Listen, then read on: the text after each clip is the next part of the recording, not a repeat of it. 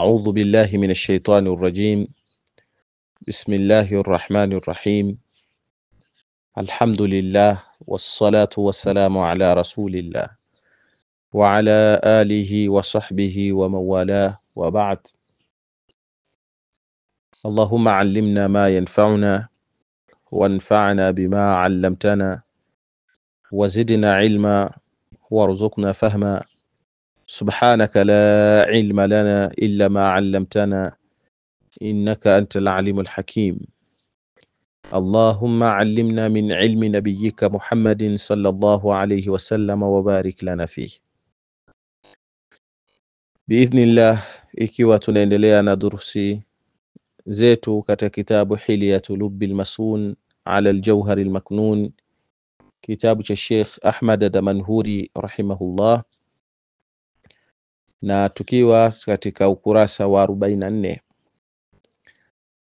tukiwa tunachambua matin ya zile beti ya 35, 36 na 37, na tukasoma kipengele na tukaacha kipengele kingine ambao leo biidhnillah tutamalizia. Anasema shekhe, tukianza kwenye matini ya hizo beti ambao ni 35: alhukmu bisalbi au alijabi isnaduhum wa qasdu dhil khitab ifadatu sami'in nafsa alhukmi au kauna mukhbirin bihi dha ilmin fa awwalun fa'idatun wa thani lazimuha inda dhawil adhhani. Beti hizo zinasema hivyo. Tafsiri yake tukirudia tena kwa mara nyingine ni kwamba Sheikh anasema alhukmu bisalbi au alijabi isnaduhum, hukumu ya kupatikana kwamba habari hii iwe ni salbi, imesimamia upande wa salbi, au habari hii iwe imesimamia upande wa ijab, isnaduhum ni ile isnad. Tukabainisha isnadul khabari ni vipi? Dhammu kalima ila kalimatin ukhra, ni kuchanganya neno kwa neno lingine. Tukiyachanganya maneno mawili ndio tunapata kitu kinaitwa nini? Isnadu al-khabari. Tukatoa maelezo mazuri jana katika kufahamisha jambo hili. Na isnadu al-khabari inaweza kuwa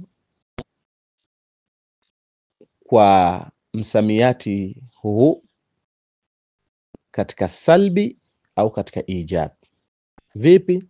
Tukisema ma najaha zaidun, hii ni salbi kwa maana tumekanusha Zaidu hakufaulu. Tukisema najaha zaidun, hii ni habari ambayo ipo katika upande wa ijab kwa maana tumekubali Zaidi amefaulu. Kwa hiyo ni habari katika upande wa ijab. Jua limechomoza, hii ni ijab. Jua halijachomoza, hii ni salbi. Kwa hiyo alhukmu bisalbi au alijab, hukumu ya kupatikana salbi bimaana isnadul khabari katika mlengo wa salbi, au isnadul khabari katika upande wa ijab, isnaduhum ni ile isnadi, kwa maana ni kuyaunganisha maneno mawili. Sheikh akaendelea, wa qasdu dhil khitab. Kumbuka na hapo ndio tunapopachambua leo. Wa qasdu dhil khitab, yani na makusudio ya mzungumzaji, yani bimaana makusudio ya mzungumzaji ni nini? Mal maqsudul mutakallim, ma al maqsudul mutakallim, ni yapi madhumuni ya mzungumzaji kwa kutoa kwake ile habari. Maki yeye ndio mwenye habari, huwa bisadadil ikhbari, yani yeye ndio mwenye habari yenyewe anayoitoa, ndio mwenye jambo lake, mwenye habari yake.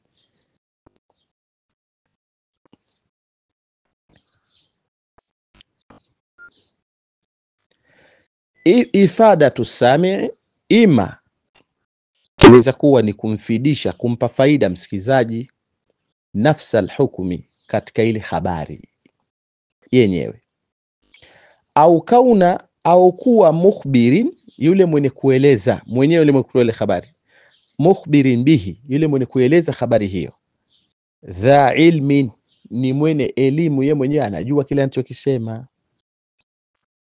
Sheikh akasema, haki sisi tulisoma kule katika gharabu alkhabar kwamba kuna faidatun, kuna gharabun bimaana ya faida, kuna habari ambayo imesimamia lengo lake ni faida au lazim faida. Fa awwalu faida,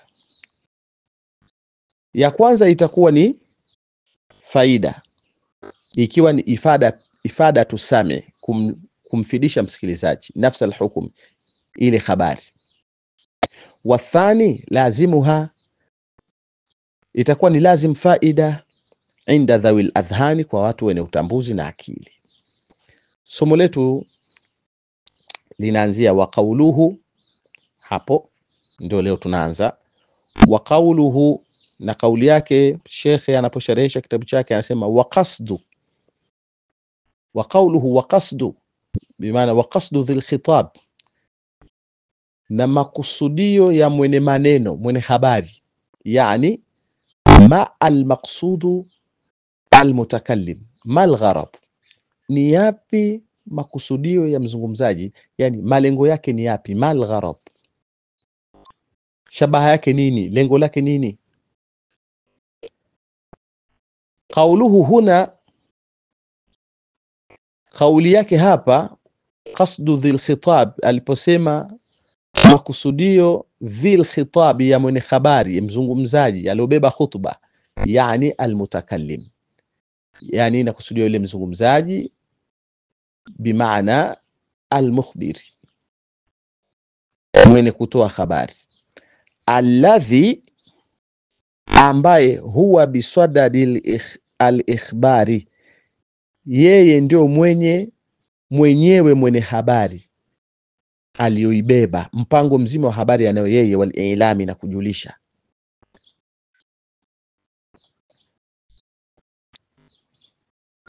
Sheikh akaweka angalizo akasema la kullu mukhbir, lakini si kila mwenye kutoa habari ana lengo la nini, ifada au ile lazim faida. Laisa li gharadi faida au lazimi faida, si kila mwenye kutoa habari ni mwenye kutaka kufidisha watu wasiojua, au lazim faida, au mwenye kueleza kitu anachokijua kumwambia mwenzake ili afahamu kwamba na yeye anajua. Haki ndio lazim faida, kueleza kitu ambacho unakijua na yule unamwambia anakijua.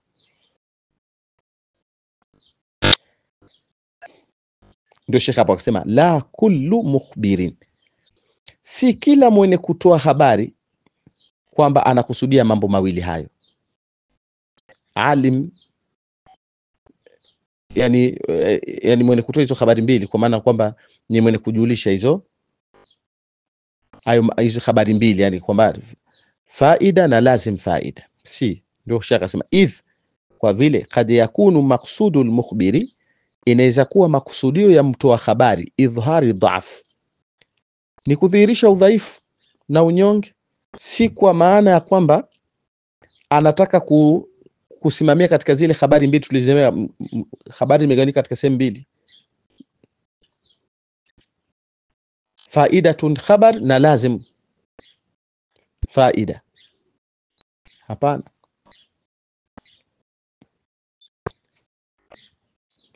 kama tuko pamoja.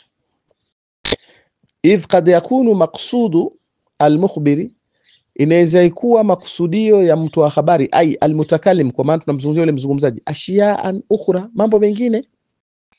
Unzur ila qawlihi, ila qawli Zakaria, emtizama kauli ya mzee Zakaria, rabbi inni wahna al'azmu minni, paka mwisho wa aya, washta'ala ar-ra'su, paka mwisho. hal yukhbiru Zakaria Allah subhanahu wa ta'ala bi shay'in la ya'lamu? Tizama kama hapo hivi, kwani mzee Zakaria alikuwa anamwambia Mwenyezi Mungu kitu asichokijua? La. Hal yuridu Zakaria an yukhbira Allah, kwani mzee Zakaria alikuwa anataka kumwambia Mwenyezi Mungu annani alimun, kwamba mimi sasa ni mwenye kujua, asbahtu dhaifa, nimeshakuwa mzee? Hapana. Faqaddama lihadha limuqaddima, alitanguliza haya kwa ule mambo ya utangulizi. Mfano sisi unaweza kuona ile surati al-Fatiha ilivyoanza, kumeanza utangulizi wa kumbembeleza Mungu kwanza kabla ya maombi. Alhamdulillahi rabbil alamin arrahmanir rahim maliki yawmiddin. Hizo zote mukaddimati hizi. Maliki yawmiddin iyyaka na'budu wa iyyaka nasta'in, alafu ihdina siratal mustaqim, ndio dua inaingia. Mungu tuongoze katika njia iliyonyooka, siratal ladhina an'amta alayhim ghairil maghdubi alayhim waladdallin. Huu ni utaratibu, huwezi kufika tunaomba. Hapana, kuna utangulizi. Kwa hapa mzee Zakaria alichokifanya hapa haikusimamia katika ile sehemu mbili ya migawanyiko ya habari, faida au lazim faida. Hapana, yeye alikuwa na malengo mengine, ndio akasema idh qad yakunu maqsudul mukhbiri, kwa vile inaweza kuwa makusudio ya mtoa habari ashiyan ukhra, vitu vingine. Kama vile mzee Zakaria hapa ilikuwa idharu dhaf, ni kudhihirisha udhaifu aliposema rabbi inni wahana al'azmu minni. Mathalan tara shakhsa alladhi yatlubu sadaqatan fi ash-shari', unaweza kumuona mtu mathalan anatafuta sadaka, anaombaomba barabarani, akakuona akakufuata, akamwambia bwana sikiliza, ana maridhun wabni, mwanangu munawima fil mustashfa, kalazo hospitali, alafu ndio naomba unisaidie. Limadha yuqaddim bihadha, kwa nini anatanguliza kwa maneno kama haya? Fa innahu muhtaju, yeye ni mwenye kuhitaji. Laisa ligharadi faida, si kwa lengo la faida, kukujulisha kitu ambacho au lazimi faida. Hapana, bal bigharadin akhar, idharu dhaf, ni kuonesha, kudhihirisha udhaifu, mnyonge. Kwa hiyo ndio alichokifanya hapa. Au mzee mke wa mzee Imran, Hanna, nia yake ilikuwa yeye ni kupata mtoto wa kiume ili apate kusaidia katika nyumba tukufu. Alipozaa ndo hapa akasema Sheikh hapo kwenye kitabu chako, angalia, au tahazzunu au tahassuru, inaweza ikaja kwa malengo mengine kama alivyosema idh qad yakunu maqsudul mukhbiri ashya'an ukhra, inaweza kuwa maksudio ya muelezaji malengo mengine, mfano kama hayo. Au tahazzunu wa tahassuru, kuonesha huzuni na kuhomba kupata hasara, ikawa imekuja kwa swigha hizo. Mfano rabbi inni wada'tuha untha, rabbi inni wada'tuha untha wa laysa dhakar kal untha wa inni samaituha Maryam, paka mwisho. Idh maula, kwa kuwa mola subhanahu alim bil faida, anajua faida, wa lazimuha, anajua lazim faida, fil khabaraini, katika habari zote mbili. Mungu anajua. Ai, kwa maana qasdul mukhbiri bi khabarihi, kwa maana makusudio ya mtu wa habari katika habari yake, ahadu amraini, ni moja katika mambo mawili. Imma alhukum, imma inaweza kuwa ni hukum, bimaana imma ni habari, ai nisbatu baina tarfaini, iliyofanywa isnadi, muunganiko baina ya ncha zile mbili. Almahkumu biha, yani wa huwa alfaida, kwa kile kinachohukumiwa kwacho katika ile habari. Kakaulika kama vile kauli yako kusema Zaidu qaimun, Zaidi kasimama. Unamwambia nani? Lakini liman, yule ambaye la ya'lamu qiyamahu, hajui kusimama kwake kama Zaidi kasimama. Au hiyo inakuwa ni kumpatishia faida yule ambaye hasiojua, hajui.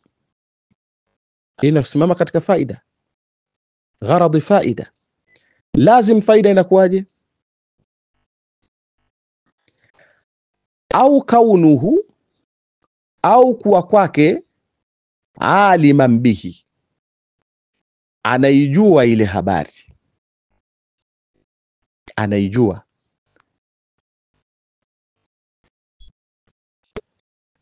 Kakaulika, kama kusema kwako kumwambia dhalika, habari hiyo, lilalimi bihi, kwa mwenye kuijua habari hiyo, lakini wewe unamwambia.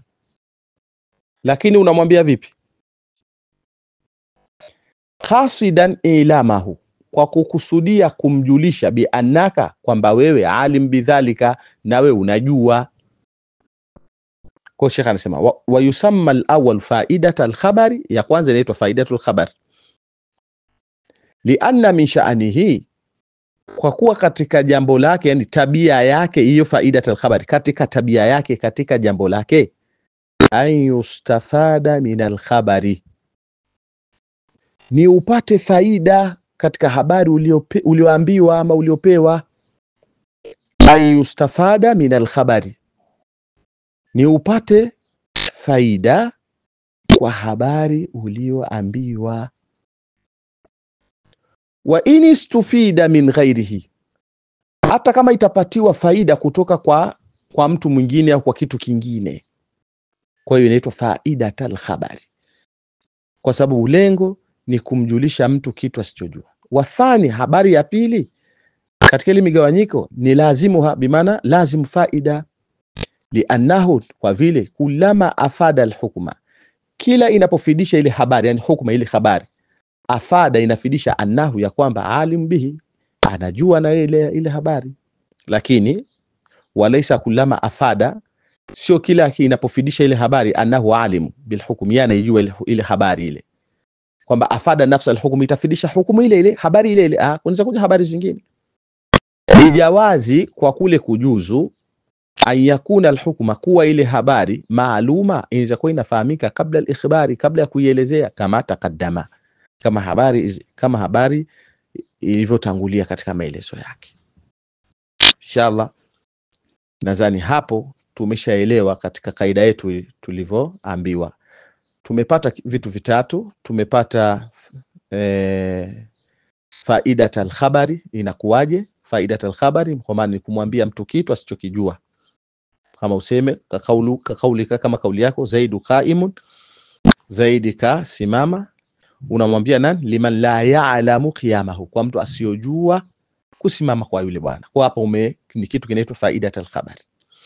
Lakini tumeona kuna kitu kinaitwa lazimul khabari, ambayo katika kaida yetu wameeleza, ambao wanasema wathani lazimuha, bimaana lazimul khabari.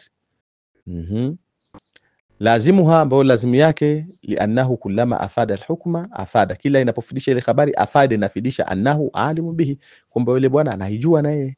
Kana kama kumwambia mtu, bwana naona unafua bwana, unafua bwana, unamwambia mtu mwenyewe anajua kile anachokifanya, na wewe mwenyewe unajua kile anachofanya yule bwana. Kwa hiyo inaitwa lazim faida. Kwa hiyo tumejifunza vitu kama hivyo, lakini tumejifunza kwamba Sheikh alipotueleza hapo kwamba la kullu mukhbirin, sio kila mwenye habari anakusudia vitu viwili, bimaana faidatul khabari wa lazimuha, na ile lazimul khabari. Hapana, kuna wakati mwingine kad yakunu maqsudul mukhbiri, inaweza kuwa maksudio mtu wa habari, bimaana ashyan ukhra, vitu vingine. Kama hapa maksudio mambo mengine kabisa. Mfano kama hapo Sheikh ametuonesha mfano wake, maqsudul mukhbir idhharu dha'f, kama na kauli ya nani? Rabbi inni wahana al'azmu minni. Maryam atahazun wa tahassuru, kwamba kuonesha huzuni na kupata hasara, kuhomba kile alichokuwa nikitarajia atavaa mtoto wa kiume hakupata. Na mfano rabbi inni wada'tuha untha. Kwa hiyo imekuja habari sasa nje na ile migawanyiko miwili ambayo ni faidata al-khabar na lazimuha. Lazimu faida imekuja kwa kinyume chake, yani imekuja bigharadhin akhar, kwa malengo mengine kabisa. Insha Allah, na nadhani mpaka hapo, kama kuna mtu atakuwa hakuelewa, insha Allah tutarekebisha atapouliza mahala palipompiga chenga. Kanuni ni hizo. Habari zimegawanyika sehemu mbili, tumetoa maelezo jana. Kuna faidatan khabar na lazimu faida, na mifano yake inakujaje? Faidatan khabari inakuwaje, na lazimu yake lazimu faida inakuwaje, na mengine ambayo yanakuja nje ya mfano kama huo ambao tumeeleza kwa mifano hiyo michache. Kwa tunamuomba Mwenyezi Mungu Subhanahu wa Ta'ala atufanyie tawfik. Tutakuja kuanza katika kitabu chetu ukurasa wa 45 katika ubeti wa 38 na 39 biidhnillah. Wal kamalu lillahi walhamdulillah.